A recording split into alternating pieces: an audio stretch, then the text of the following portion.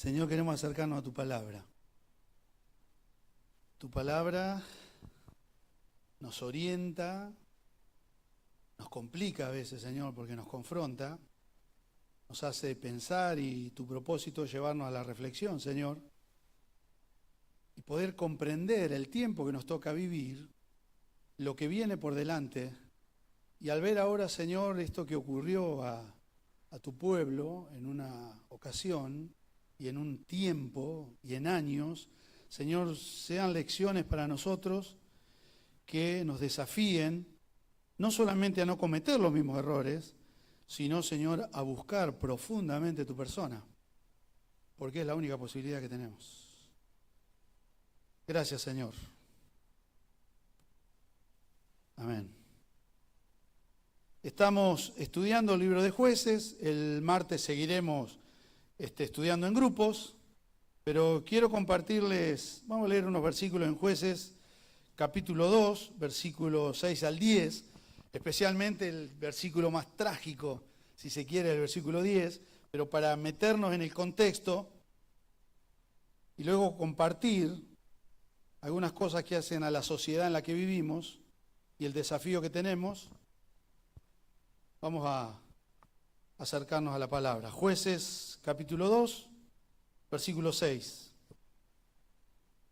Después que Josué despidió al pueblo, los hijos de Israel fueron cada uno a su heredad para tomar posesión de la tierra. Y el pueblo sirvió al Señor todos los días de Josué y todos los días de los ancianos que sobrevivieron a Josué, los cuales habían sido testigos de la gran obra que el Señor había hecho por Israel. Josué, hijo de Num, siervo del Señor, murió a la edad de 110 años. Y lo sepultaron en territorio de su heredad en Timat, Sera, en la región montañosa de Efraín, al norte del monte Gaz. También toda aquella generación fue reunida a sus padres, y se levantó otra generación después de ellos que no conocía al Señor ni la obra que el Señor había hecho por Israel. Mientras Josué estuvo, todo el pueblo seguía a Josué y no tenía ningún problema con Dios, de vez en cuando solamente.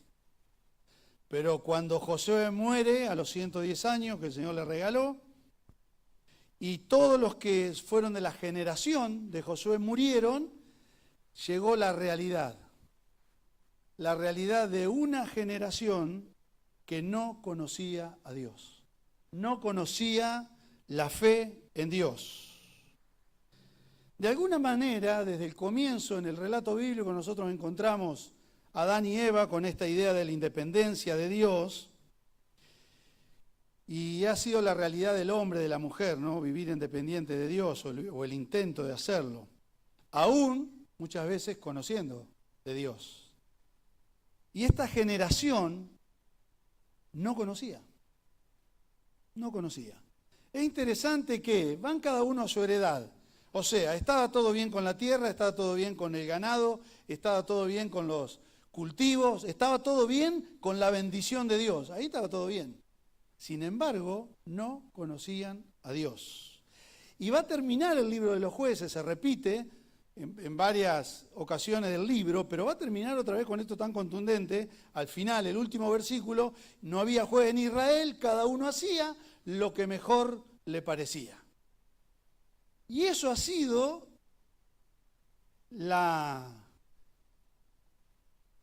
lo distintivo, lamentablemente, de esta generación que sucedió a Josué. La generación de Josué fracasó en transmitir la fe en Dios a sus hijos. Fracasó. Todo bien con Josué, el conquistador, todo bien. Pero su generación fracasó en transmitir la fe en Dios. Por eso no conocían a Dios, ni las cosas que Dios había hecho. En Deuteronomio se le dice, capítulo 6, muy conocido, estas cosas las enseñarás a tus hijos y Y había que continuamente repetir y enseñar las obras de Dios. Bueno, esta generación no lo recibió. Se dedicaron a conquistar, a pelear. ¿Vieron la época de la conquista? Todo espectacular. Conquistando de todo y no teniendo fe en Dios. Pregunta para nosotros. ¿Qué pasará con la generación que viene? ¿Qué pasa con nuestros hijos? ¿Qué va a pasar? ¿Conocen a Dios? No, yo lo llevo a la escuelita y bueno, que se la rebusquen con la maestra. No. La responsabilidad es nuestra. Pero de alguna manera uno podría decir que esta generación estuvo inmersa en la conquista, en cómo se repartían la tierra. Es apasionante todo eso, ¿no? El libro de Josué es apasionante cómo van logrando. Bueno, vemos en el libro de los jueces que no exterminaron a todos los enemigos. Ya hemos hablado algo de eso, seguiremos hablando el martes. Cómo el pueblo de Israel terminó enredado con otras naciones porque los intereses fueron cambiando, no obedecieron a Dios. Dice la palabra que Dios dejó, como ellos no obedecieron a Dios, Dios dejó a los enemigos entre ellos para probarlos. ¿Qué hacía el pueblo de Israel? Interesante eso también, ¿no? Porque parece ser que Dios, no sé de dónde sacamos, que Dios nos libra de todo y que elimina todo a nuestro alrededor. No. Dios dejó unos enemigos porque el pueblo desobedeció a Dios. Y cuando nosotros desobedecemos a Dios, seguiremos a veces luchando eternamente con los pecados sobre los cuales no hemos tomado ninguna decisión. ¿Qué cosa, no? Bien, quiero compartirle algunos principios que he leído de un hombre que ha escrito varios libros. Un último libro se llama Mundo Volátil, es el pastor Juan Varela.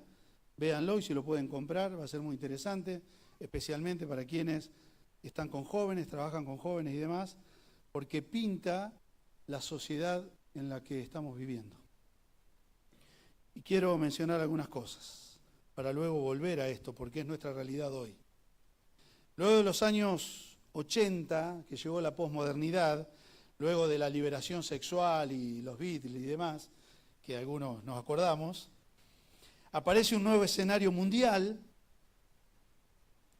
la sociedad sólida con valores judeocristianos, empiezan a cambiar esos valores, ya empieza a no haber valores tan absolutos, comienza el relativismo, la era del relativismo, el hedonismo, que tiene que ver con el placer como un fin en sí mismo, o sea, la idea que vos busques tu propio placer, no importa los demás, no importa la solidaridad, no importa.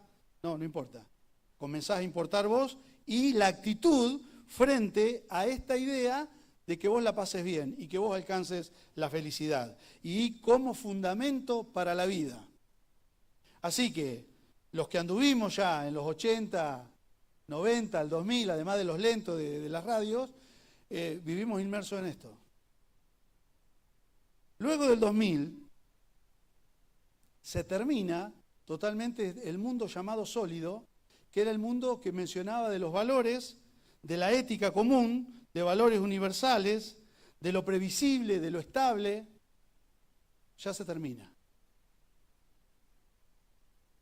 Y todo lo del relativismo comienza a crecer aún más, comienza a marcar la sociedad en la que vivimos. Las generaciones ya se empiezan a contar de 20 años o menos, antes decía una generación de 40 años. Ya a partir del 2000, 20 años o menos, entonces vivimos a un ritmo totalmente acelerado, con cambios muy acelerados, con transformaciones muy acelerados que en algún sentido los aplaudimos, pero en otro sentido van desgastando los valores de la sociedad. Todo hiperacelerado, la era de la aldea global digitalizada. Todos los avances tecnológicos lo que han hecho es desarrollar este espíritu individualista que va separando cada vez más a las personas del resto. En eso estamos, un mundo fragmentado. Hace algunos años apareció en el concepto de un escritor, sociólogo, la movilidad líquida. movilidad líquida, todo es adaptable. Ya no hay tantos valores absolutos, todo se va adaptando a la realidad. Entonces, esa es la sociedad en la que nos ha tocado vivir también. Y es interesante que mientras la Biblia nos enseña a nosotros valores estables que Dios ha determinado desde la antigüedad, de la vida en común, la vida en sociedad, esa es la idea del pueblo que Dios eligió, pero también es lo mismo que transmiten los apóstoles en las cartas en el Nuevo Testamento. Está hablando de una vida en comunidad, una vida donde nos ayudamos, nos alentamos, nos sostenemos unos a otros, nos necesitamos, mientras la sociedad va en otro rumbo, no necesitas a nadie, a nada ni a nadie. Y esto, que tiene que ver con esta modernidad líquida, también ha llegado a los hogares y ha llegado a la iglesia. Porque la sociedad finalmente termina afectando a la iglesia. Al punto que cuántos padres, ¿no? Los que somos padres saben lo que voy a decir, la lucha que tenemos nosotros con el tema de los celulares. Que a veces se nos escapan algunas cosas del tiempo y el contenido que ven nuestros hijos en los celulares. Para algunos que parece ser una niñera moderna, que se ocupa de nuestros niños mientras nosotros hacemos otras cosas, va alimentando y no solamente alimentando, sino metiéndolo en un mundo a los niños y a los adolescentes y a los preadolescentes, un mundo a veces inalcanzable, irreal, de fantasía, pero que por otro lado va aislando a los niños de la familia y de los padres, y a los padres de los hijos. Ahí no nos han enseñado mucho a cómo manejar esto. Simplemente vemos la oferta que ahora habrá habido, no sé, yo no miré nada porque no compré mucho, pero había 2x1, algo no existe más 2x1. Para el Día de la Madre, ¿no? 24 cuotas, qué sé yo, 62 cuotas, no sé. Y aparece un nuevo concepto en la sociología en este tiempo, la soberanía del individuo. La soberanía del individuo. El progreso que promueve el individualismo, la tecnología que promueve el individualismo, parece hacer crecer esta idea que parece ser un logro, pretende ser un logro, pero va en contra de la cultura comunitaria. Va en contra de los valores cristianos. La idea de la soberanía del individuo. El individuo es el soberano. El individuo hace lo que quiere, decide lo que quiere, se maneja como quiere, no le rinde cuentas a nadie porque no tiene por qué hacerlo. En este aislamiento que produce esto, algún padre o madre se puede sorprender cómo algún hijo o hija en una edad pequeña comienza a hablar de sus cuestiones de identidad sexual. Y viene el espanto porque dicen, pero si no se junta, yo me fijo con quién se junta, yo me fijo dónde duerme, si es que va a dormir o no, algún lugar, yo me fijo todo eso. Pero lo que no nos fijamos es de lo que se está alimentando en el celular. Porque aunque aparentemente no se juntan con nadie que le siembre esas ideas, le estamos dando por otro lado libertad a un mundo que está formando y formateando su pensamiento.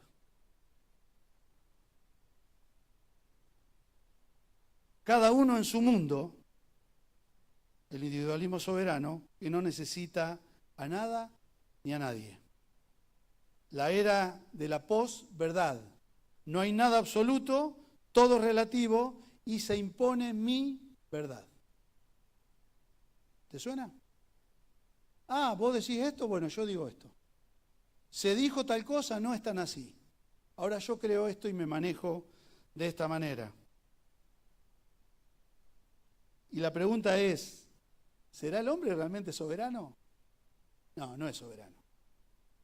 Porque aunque nos hacen creer en esa soberanía individual, no es así, porque todo está manejado y manipulado por un sistema en el cual nosotros estamos. Las redes sociales crean un mundo de fantasía, no unen, aunque supuestamente las redes sociales serían para unir a los grupos, ¿viste? Las comunidades y demás, no. Lo único que hacen es aislarnos, porque ya no necesitas charlar con alguien. No necesitas hablar. Es más, ni siquiera necesitas hablar mucho en tu familia, porque armás un grupo familiar y ahí te da las noticias.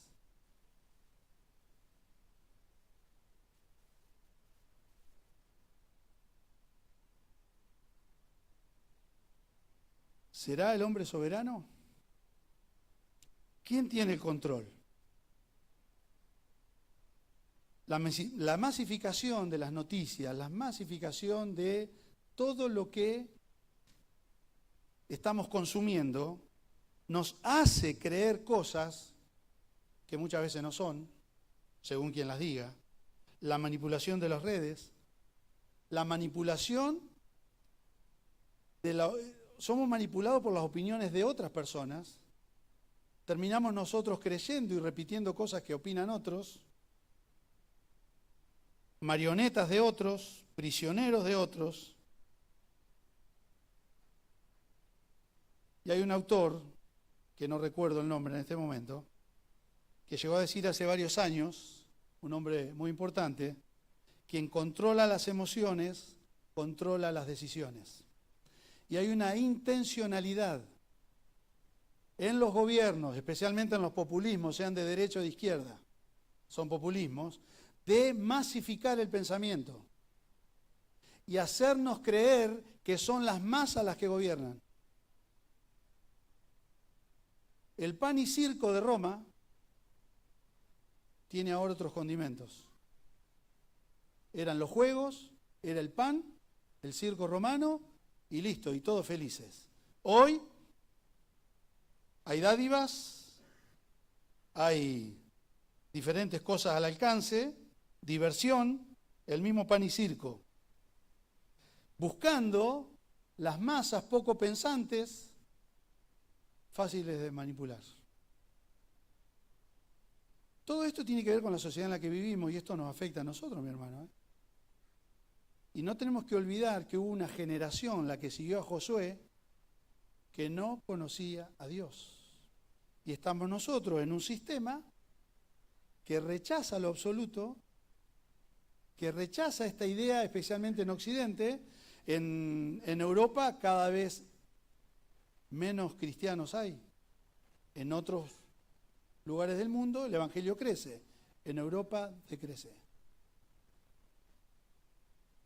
Entonces, todo esto, esta idea que describen los sociólogos, va aumentando en esta idea de alejarnos de lo verdadero, de lo absoluto, de lo que realmente nos puede dar sentido a la vida. Luego de la pandemia, una de las enfermedades que todavía persiste es la ansiedad. Ansiedad en niños, adolescentes, jóvenes, adultos. Una ansiedad que no se puede manejar, incertidumbre, nada predecible, tiene que ver con la enfermedad de este tiempo, la cultura de la nada. Jóvenes, adolescentes que tienen sus grupos para nada. Y uno podrá decir, quizá alguno lo presente y diga, bueno, a mí no me pasa, a mis hijos no le pasan. Bueno, chequea un poco. Reuniones juntadas para tomar, para hablar de nada, y a eso se le llama pasarla bien ese tiempo. Se pretende erradicar la cultura cristiana. Y nos encontramos hoy padres sin autoridad y sin temas para conectarnos con nuestros hijos. Porque se ha generado una brecha tan grande, nuestros hijos continuamente alimentados por las redes, hablando de temas que nosotros nunca conocimos. Nosotros conocimos de trabajar esos temas. Y muchos de nuestros hijos ahora están en la nada.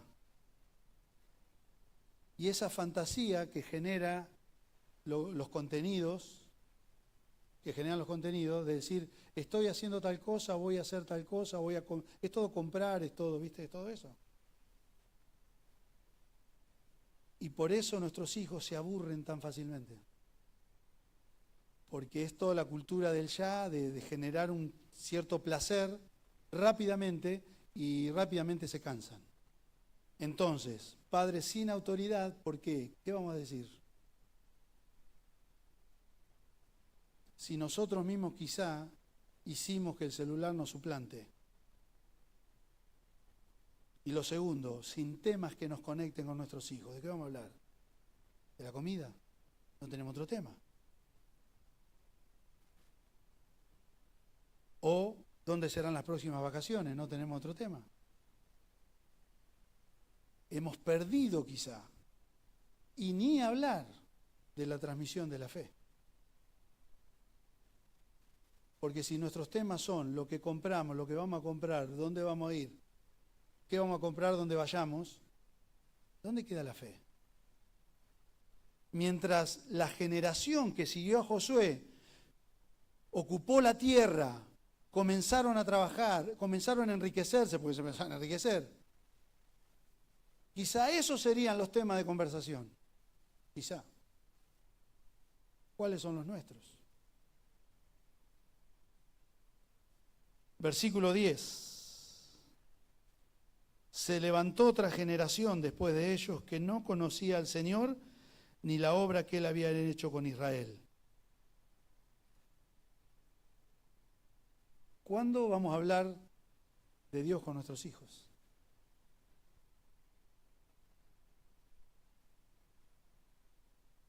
A veces hemos descuidado, sabiendo, hemos descuidado, deliberadamente. Lo que hoy nos damos cuenta que era importante.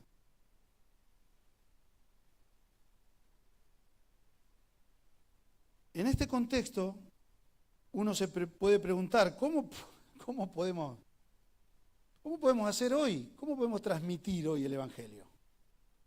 A esta sociedad, a estos jóvenes, a estos adolescentes que están alimentándose de esta realidad. Después están los veteranos que se hacen los adolescentes, pero eso es otro tema. Y las veteranas también que se hacen los adolescentes, pero eso es otro tema. ¿Cómo llegar? Jesús tenía una manera de acercarse a la gente que amaba, que demostraba interés, y sigue siendo la gran necesidad de las personas sentirse amado, que le presten atención, que le den afecto. Sigue siendo.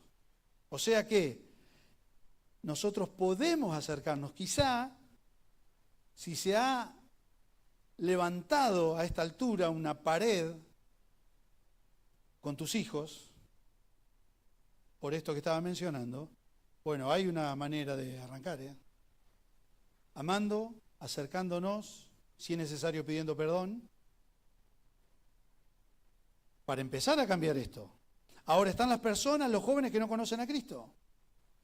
Decía un muchacho hace unos días, un grupo de jóvenes juntarse a drogarse, a tomar y a nada, desde la tardecita hasta la mañana siguiente, después de dormir todo el día, para la tardecita volver a juntar a lo mismo, siempre a lo mismo. Quizá vos no conocés esta realidad, pero esto existe. Quizá no te toca, pero existe. Hay verdad, esperanza y vida en Jesús. La búsqueda de las personas sigue siendo la misma. La identidad, el propósito, el tener un destino, eso tiene que ver con la necesidad de las personas. Ahora, dos cosas para terminar. Padres e hijos.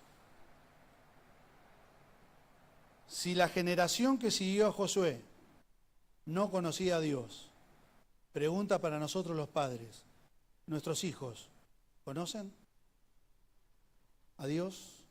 ¿Conocen las obras que Él ha hecho? Es para que revisemos, no sea cosa que estemos creyendo algo que no es. Y puede ser que como esta generación de Josué le habrá dado las parcelas que le correspondían a sus hijos, repartiendo la heredad porque así era, ¿de qué sirvió? No sirvió de nada. Y lo segundo tiene que ver cómo vamos a alcanzar a las personas que están inmersos en la sociedad hoy, que están siendo manejados con estos valores, de esta idea de soberanía individual, de que lo único que vale es mi verdad, que no existe Dios, que todo es relativo, que no hay absolutos.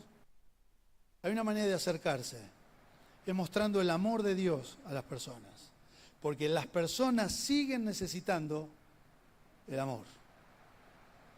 Y si vos y yo somos transmisores de ese amor, podremos alcanzarlos. ¿Nos faltarán palabras a veces? Puede ser. No está ahí el punto. El punto está en lo que haya en nosotros para dar. Cuando Jesús le dice a los discípulos, denle de ustedes de comer, los discípulos encontraron que no tenían que darles de comer. Y en un sentido figurado, pregunto, ¿nosotros tenemos que dar? Vamos a orar.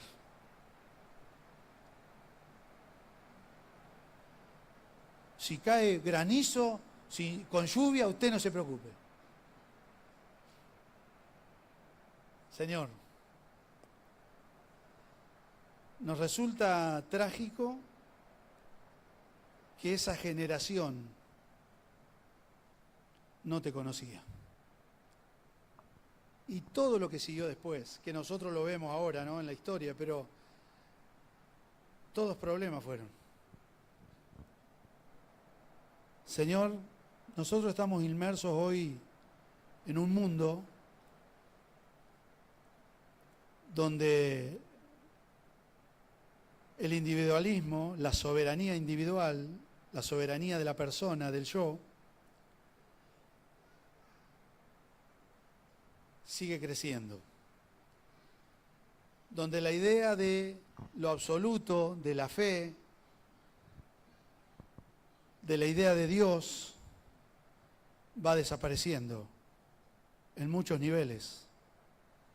Y a eso lo suplanta la autorrealización personal. Señor, queremos mirar hacia nuestros propios hogares y pedirte que te acuerdes de nosotros, que tengas misericordia, Señor, de nosotros, y nos ayudes a ver y a actuar y a amar de tal manera, Señor, que ese amor tuyo en nosotros haga volver el corazón de nuestros hijos hacia vos y su mirada hacia vos. Pero también están las personas que no te conocen aún, viviendo esta enfermedad llamada ansiedad de este tiempo, donde las personas no encuentran algo que los satisfaga por más de un rato, más allá de un rato. Y esas personas caminan continuamente al lado de nosotros, sin tener idea de su origen, de su destino, de su identidad. Y otra vez nosotros, como portadores de tu gracia, del mensaje del Evangelio, que trae relevancia a la vida, que trae un nuevo nacimiento, que trae algo nuevo, vida en Cristo Jesús. Señor, que abra nuestros ojos, no sea cosa que estos conceptos de la sociología moderna se hayan instalado tanto en nosotros mismos, que también nos estemos mirando mucho a nosotros mismos y estemos perdiendo el sentido de comunidad, de fe compartida, de pueblo tuyo, de ayuda mutua, de solidaridad, de comunión unos con otros, de sostenernos unos a otros, de ayudarnos unos a otros. y que esto también haya encontrado en nuestros propios hogares un lugar donde anidarse. Ayúdanos, Señor, a abrir nuestro entendimiento. Señor, y quizá esto no sea un mensaje muy emocional, pero que nos lleve a pensar seriamente, Señor, en qué estamos sembrando a la próxima generación. En el nombre que sobre todo nombre, Jesucristo. Amén. Que el Señor te bendiga.